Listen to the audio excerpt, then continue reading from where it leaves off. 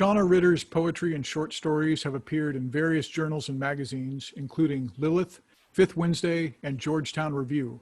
Her poetry chapbook, Stairs of Separation, was published by Finishing Line Press. In the Time of Leaving, a novel of exile and resilience set in late 15th century Spain, was published in 2019. A Pushcart Prize nominee, she has been awarded the Indiana Individual Artist Grant on multiple occasions. More info and her occasional blog can be found at shana-ritter.com. Thank you, Tony. I'm going to read from a series of poems that I've written over the last few months while we've been sheltering in place. Poem to someone I have not known. We hold the same elements, air, fire, earth. Our bodies carry water through water. Some cross aqua passages, others are taken over middle ways. My own mother came in steerage. I am always longing for other shores, seas I've seen, not seen before. Color them slate gray, color them turquoise green. Tell me how I can hold on when my palms are held open. What are we capable of swimming through? How do I cross over to you? Let us consider how we live. In this time of distancing, we swim in the shallows as if no ripples were formed. When we reach for each other, remember the way oceans swallow summer, wave by wave, as if it were effortless to make a whole season disappear. You can choose to be still in the blue light of evening, the scent of cinnamon whispering embrace. Last year, so few lightning bugs starred the trees, I could count each of their flashes, suspended like small pockets of honey, golden in night's slow summer air. Be careful how you stand. Our shadows become longer and longer as the light lengthens. The Arc of Things, for Nancy and Brian. It is spring again. And while the same trees bloom as last year, this year is different. There is no going to visit friends at their farm out west of town, where the light lingers on the woods as we sit on the back porch, the yard bending toward the creek. The long drive, the empty maple camp, the garden in late April is all soft, all beginnings, holding a hush that lasts until evening when the peepers rise in song and the owl's long hoos fill the dusk with a plaintive longing. Night is coming on. On my first visit there some 30 years ago, I was reminded how I wanted to live up a long dirt road, distant from passing cars, beyond the sight of neighbors. We were both 6 months pregnant then, with our second children. 2 boys for them, 2 girls for us. I've lost count of the Saturday nights, listening to radio in their kitchen or sitting out by a fire, watching the stars emerge as the kids' chatter turned to long, deep breaths, their small bodies weighted with their sleep, our own talk ceasing. We'd carry their boys into bed, our girls out to the car, all of us sated, full of that time, even when we had no real idea of where we were going, how we would get there. Everything was burgeoning. On the north border of our land, the wooded tree line used to be full of redbud and dogwood. Come April, they flowered fuchsia and ivory white, one on top of the other. The shy honeysuckle gave the colors fragrance. Everything burst with change. These last few years, the dogwoods have all but died off, and most of the redbuds fell to storms or age or things we do not know. So now, even in the midst of all this bright greening, in this height of spring, the days fill with this uncertainty measured by our careful distancing. May. We remain at home. I walk across the field, greener than green, emerging from the wooded grove behind the house. Here, everything slopes, ravine to ravine, pond to stream, the first drops of afternoon rain, soft and quiet. A spring drizzle. I gather flowers. Yellow field flowers I cannot name show their brightness above the bright grass I pass through the fence back onto our land. The honeysuckle is redolent up the driveway. I break off a few twigs, just enough to hold the sweet scent. Keep it delicious. Too much becomes cloying instead of reminiscent of summer evenings yet to come. Even in this strange season, there will be sunsets, the lengthening of days. Coming up the hill, our new puppy pauses to stare at the huge bee hovering just beyond her reach. She cocks her head, studying the buzzing. I wonder if the bee is from the neighbors' hives, if the honey harvested later will be flavored from these flowers now.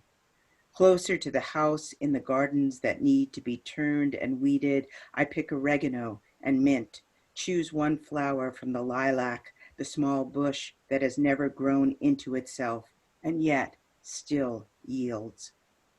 Blue vines complete the bouquet with one lone dandelion, flower of my childhood. I remember gathering them so proudly, grasping the bright yellow heads into a gift. The rain gathers on itself, turning to an afternoon downpour. I am tired from a bad night's sleep, dreams that haunt into waking just after 4 a.m. I could not close my eyes again, even though everything around me filled with the deep of night. The man I share my bed with, the puppy in her crate alongside me, the big silence that is not even a sigh in the last hours before dawn, when the peepers are hushed and the owl is only watching. There was a time in which we touched. Strangers pressed the soft skin of their palms together, fingers tucked in around each other's hands, skin upon skin, a naked touch of lines and veins, a sign of trust, a show that nothing was concealed. In other places, someone newly met would stretch their neck and reach their lips to brush another's cheek once upon each side. Faces so close you could not see anything. It was all feel and whisper. Sometimes, if you'd met once before, each might reach their arms in embrace. Drawing bodies so close together, heartbeats would transverse the bones, flesh melting in a momentary joining, as if the distance between us could disappear. We are folding into ourselves.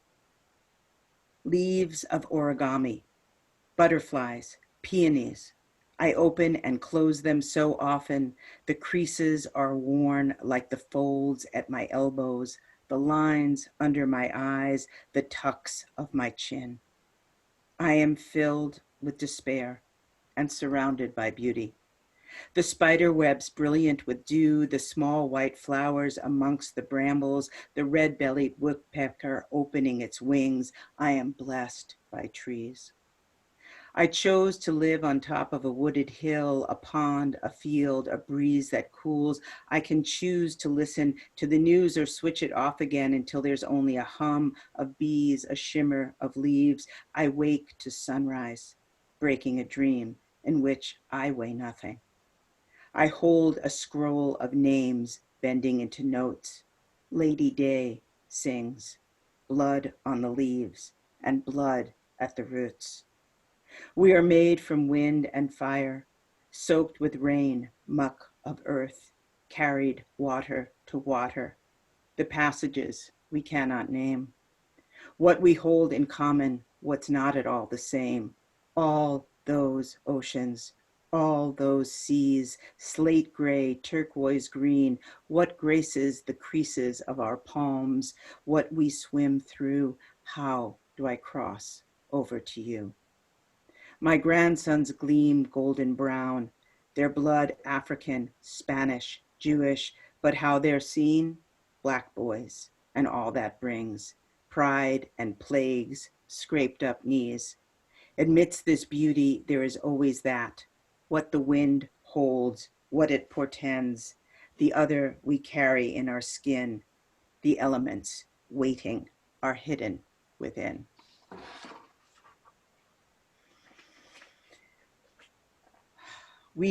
I've lived in a landlocked place now for over 30 years, though I usually retreat to the sea often during a few times during that year. So this piece came from dreaming of being by the ocean because I can't be by the sea.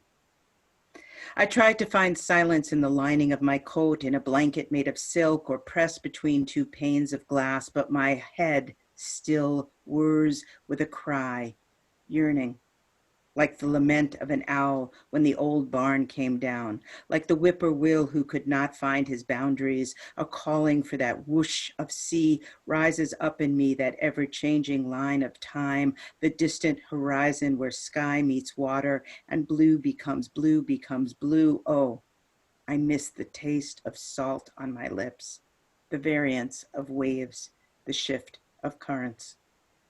I live in a place that's beautiful to me, treed and green, creek and ravine, but landlocked, so far from the sweep of coast, so distant from the vast expanse of sea.